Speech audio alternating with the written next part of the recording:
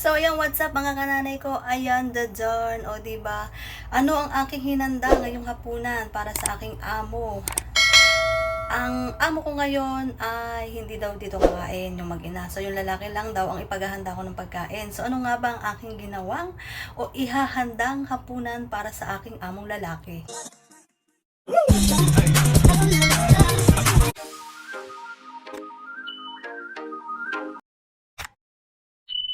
Yun yung mga kananay ko, madali lang naman tong preparasyon ng aking breaded pork.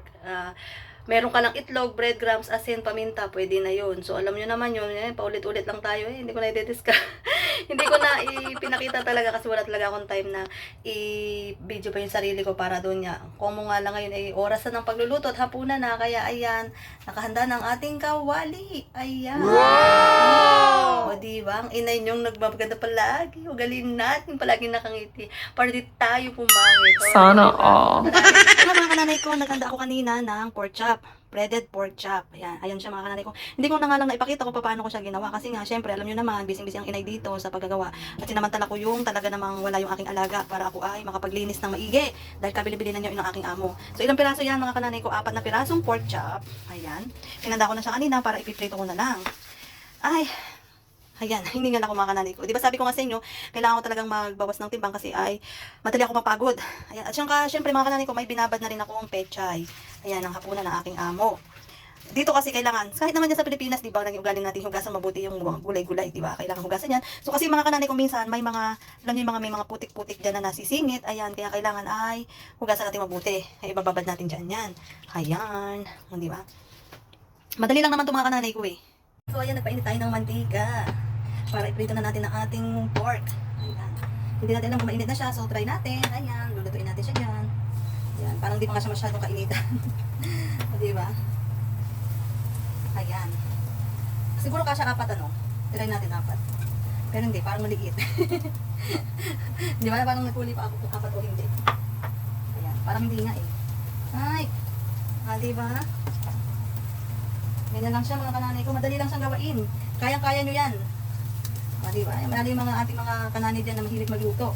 Palibas ako, hindi naman ako ganun kaano magluto. Kaya ano-ano na lang mga kananay kung ginagawa ko dito. Lalo pagka yung patakas lang yung ating paggawa ng content. Diba? Yan.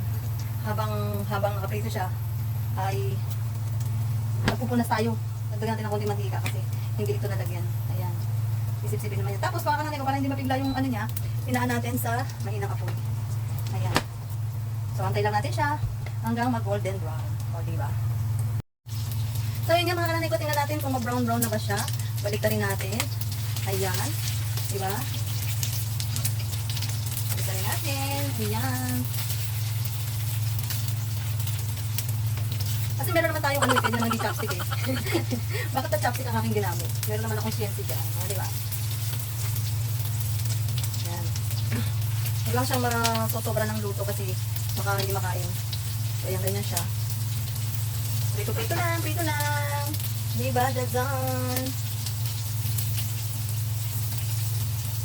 Sabi ng amo ko, lalaki lang daw ang kakain ng hapunan. O, di syempre, hindi naman ako palagi nakain ng ganito. Kaya, lumutupusin na natin, diba?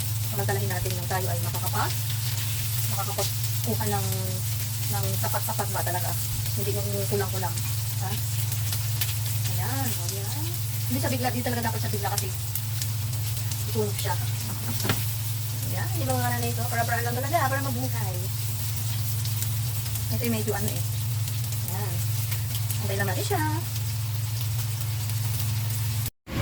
At so yun na nga yung mga kananay ko, nakaluto na tayo ng breaded pork para sa among lalaki. At syempre, nagtabi na ako ng akin. Ayan. At syempre, gumawa din ako ng sibuyas, toyo, na sausawan. Diba? Mapapa-Andy rice pa o hindi? Ito lang kakainin natin mga kananay ko, wala tayong rice. Peace tayo. Thanks for watching mga kananay ko.